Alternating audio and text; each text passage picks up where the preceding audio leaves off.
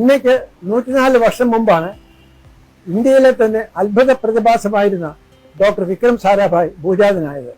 അദ്ദേഹത്തിന്റെ പ്രാഥമിക വിദ്യാഭ്യാസം ഗുജറാത്ത് യൂണിവേഴ്സിറ്റിയിലായിരുന്നെങ്കിലും കേംബ്രിഡ്ജ് യൂണിവേഴ്സിറ്റിയിൽ അദ്ദേഹം തുടർന്ന് പഠിക്കുകയും വിശ്വപ്രശസ്തനായ സർ സി വി രാമന്റെ കീഴിൽ ഗവേഷണം തുടരുകയും ചെയ്തു.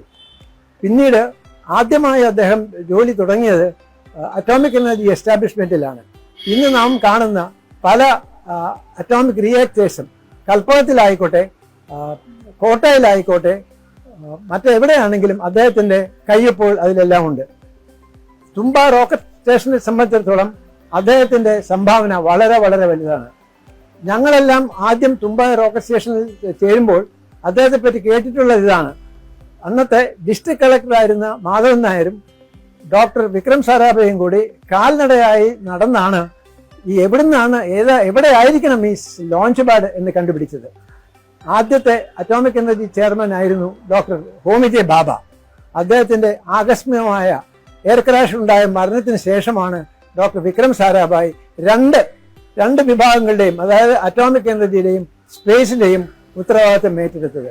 അദ്ദേഹത്തിന് വിക്രം സാരാഭായിക്ക് 2 സ്വപ്നങ്ങളുണ്ടായിരുന്നു. ഒന്ന്, സ്വന്തമായി നമുക്ക് അറ്റോമിക് റിയാക്ടർ ഉണ്ടാക്കാനുള്ള ശേഷി ഉണ്ടാക്കണം. പീസ്, അതായത് സമാധാനത്തിന് വേണ്ടി മാത്രമേ അത് ഉപയോഗിക്കാവുള്ളൂ. പിന്നീട് നമുക്ക് സ്വന്തമായി ഒരു ഉപഗ്രഹ വിക്ഷേപണത്തിനുള്ള ശേഷി ഉണ്ടാകണം. നമ്മുടെ ആദ്യത്തെ ഒരു സുവർണ ലിപിയിൽ എഴുതപ്പെട്ട ഒരു ദിവസം തുമ്പ റോക്കറ്റ് കേന്ദ്രത്തിന്റെ ചരിത്രത്തിൽ 1967 നവംബർ 20 അന്നാണ് ചെറുതെങ്കിലും ഒരു റോക്കറ്റ് സ്വന്തമായി വികസിപ്പിച്ചെടുത്ത് വളരെ വിജയകരമായി അത് വിക്ഷേപണം ചെയ്തു. അതിന്റെ പേരായിരുന്നു RH-75. അതായത് RH എന്ന് പറഞ്ഞാൽ രോഹിണി, 75 ഡയമീറ്റർ ആണ്. ഈ RH-75 കഴിഞ്ഞ് RH-100 ഉണ്ടായി, RH-200 ഉണ്ടായി, RH-300 ഉണ്ടായി, പിന്നീട് SLV-3 ഉണ്ടായി, ASLV ഉണ്ടായി, PSLV ഉണ്ടായി, GSLV ഉണ്ടായി. ഇന്ന് നാം വളരെ ആകാംക്ഷയോടെ കാത്തിരിക്കുകയാണ് നമ്മുടെ ചന്ദ്രയാൻ എങ്ങനെയാണ് ചന്ദ്രന്റെ ഉപഗ്രഹത്തിൽ ചെല്ലുന്നുള്ളത്. വിക്രം സാരാഭായി ഒരു പ്രത്യേകത ഞാൻ കണ്ടിട്ടുള്ളത്, ആർക്ക് വേണമെങ്കിലും, ഒരു വർക്കർ മുതൽ എഞ്ചിനീയർക്ക് വരെ അദ്ദേഹം അക്സസബിൾ ആണ്. അദ്ദേഹത്തോടെ കാണുകയോ ഇവരുടെ ആശയങ്ങളെപ്പറ്റി ചർച്ച ചെയ്യുകയോ ചെയ്യുന്നതിന് ഒരു ബുദ്ധിമുട്ടുമില്ല. പക്ഷേ അദ്ദേഹത്തിന് ഉറപ്പുണ്ടാകണം, ഈ ആശയം പ്രാവർത്തികമാണെന്ന് ഉറപ്പുണ്ടായാൽ മാത്രമേ അംഗീകാരം കിട്ടുകയുള്ളൂ. എനിക്ക് പ്രത്യേകിച്ച് അദ്ദേഹത്തിന്റെ ഒരു ചെറിയ പ്രോജക്റ്റിൽ ജോലി ചെയ്യാനുള്ള ഒരു അവസരം കിട്ടിയിട്ടുണ്ട്. തുമ്പയുടെ ആദ്യം ടേഴ്സ് എന്ന് പറയുന്നതാണ് ഈ തുമ്പ ഇക്വറ്റോറിയൽ റോക്കറ്റ് ലോഞ്ചിങ് സ്റ്റേഷൻ. അപ്പോൾ ഈ സാരാഭായിയുടെ സ്വപ്നം സാക്ഷാത്കരിക്കണമെങ്കിൽ പ്രൊപ്പലൻ ഉണ്ടാക്കാൻ ഒരു സ്ഥാപനം വേണം, റോക്കറ്റ് മാനുഫാക്ചർ ചെയ്യാനുള്ള സ്ഥാപനം വേണം. ഇതെല്ലാം അദ്ദേഹം കൊണ്ടുവന്നു. SSTC എന്ന പേരിൽ space science and technology centre അദ്ദേഹം ചെയ്ത ഒരു വലിയൊരു സംഭാവന എന്ന് പറയുന്നത് എന്ന വലിയ സ്ഥാപനത്തിൽ നിന്നും എപ്പോഴും സംസാരിക്കാറുണ്ട്. അദ്ദേഹം ഉൾപ്പെടെയുള്ള മറ്റ് ശാസ്ത്രജ്ഞന്മാരും ചേർന്നാണ് ഉപഗ്രഹ വിക്ഷേപണവും മറ്റുള്ള തരത്തിലുള്ള ഇത് കൊണ്ടുപോകാൻ ഒരു സാഹചര്യം വന്നത്. പിന്നെ ഒന്ന് എനിക്ക് പറയാനുള്ളത്, അദ്ദേഹം ഒരു ബഹുമുഖ പ്രതിഭയായിരുന്നു. അതായത് സാരാഭായ് ഇൻഡസ്ട്രീസിലെ ഒരു വലിയ ഒരു കുടുംബത്തിലെ കണ്ണിയാണ് ഡോക്ടർ സാരാഭായ്.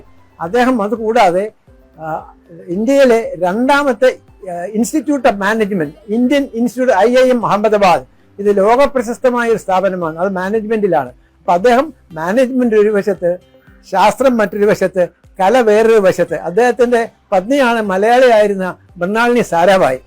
ഇവർ രണ്ടുപേരും കൂടെ ചേർന്ന് തുടങ്ങിയ ഒരു ഇനീഷ്യേറ്റീവാണ് ദർപ്പണ പെർഫോമിംഗ് ആർട്സ്. ഈ തരത്തിൽ നോക്കുമ്പോൾ ഡോക്ടർ സാരാഭായെ പറ്റി പറയുമ്പോൾ അദ്ദേഹത്തെ ഒരു ശാസ്ത്രജ്ഞൻ എന്നതിനാൽ കൂടുതലുപരി ഒരു മനുഷ്യനായിരുന്നു. അദ്ദേഹത്തെ ആർക്ക് വേണമെങ്കിലും അദ്ദേഹം അപ്രോച്ച് ചെയ്യാം, ആർക്ക് വേണമെങ്കിലും അദ്ദേഹത്തിനോട് സമ്മതിക്കാൻ കഴിയും. അദ്ദേഹം വിട്ടുപോയിട്ട് ഏതാണ്ട് ഒരു 1971 ഡിസംബർ 30 അദ്ദേഹം നിര്യാതനായത്. പക്ഷേ അദ്ദേഹം കൊളുത്തി വെച്ച ആ ദീപം ഇന്നും വളരെ ശക്തമായി, എൻ്റെ അഭിപ്രായത്തിൽ പറഞ്ഞാൽ അതൊരു പന്തം പോലെ ജ്വലിക്കുകയാണ്. ഇന്നത്തെ യുവതലമുറ, ISROയിലെ യുവതലമുറ അത് കെടാതെ സൂക്ഷിക്കുമെന്ന് മാത്രമല്ല, അതിന് 100 ഇരട്ടി ശക്തിയോടുകൂടി അതിനെ കൊണ്ടുവരികയും നമ്മുടെ രാജ്യത്തിന് അഭിമാനമാകുമെന്ന് എനിക്ക് വിശ്വാസമുണ്ട്. നന്ദി, നമസ്കാരം.